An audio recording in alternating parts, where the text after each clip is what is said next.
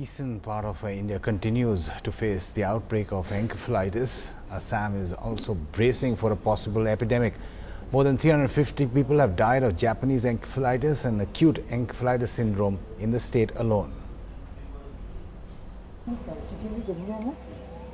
Barely a week ago, this family lost their 6-year-old daughter. She developed acute fever accompanied by body stiffness, headache and a series of complications in the brain, the typical symptoms of Japanese encephalitis.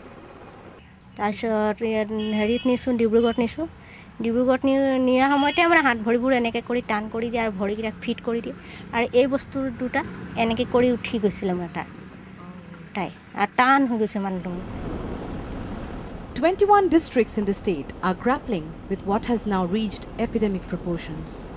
The disease has spread to other northeastern states, Tripura, Meghalaya and Arunachal Pradesh, especially in the areas growing paddy.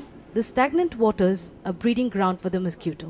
After our surveillance, we can see that the vaccine is the opposite effect. It's a very high effect, and the people those who are vaccinated are less affected. Ironically, Assam was the first state in the country to have started a JE adult vaccination program. The pilot project was undertaken at Sivasagar in 2011.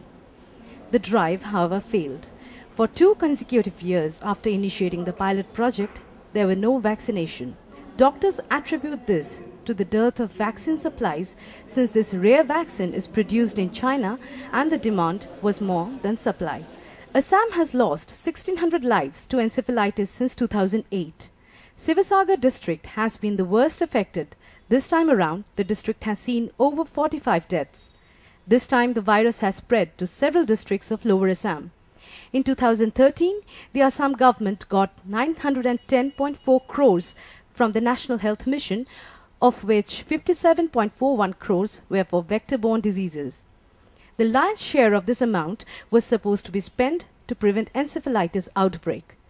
But the district hospitals still lack special care units, medicines and labs for encephalitis. Awareness of public awareness is also more important. They are not coming.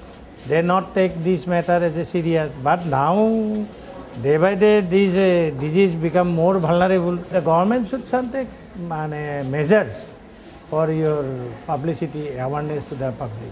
Environmental or climatic change, the rainfall pattern this year you have noted, there is the rainfall is much less. So I think the climatic conditions has got a major role to play of the migration of disease from one place to another. Japanese encephalitis is not new to Assam. Hundreds die and thousands are affected year after year.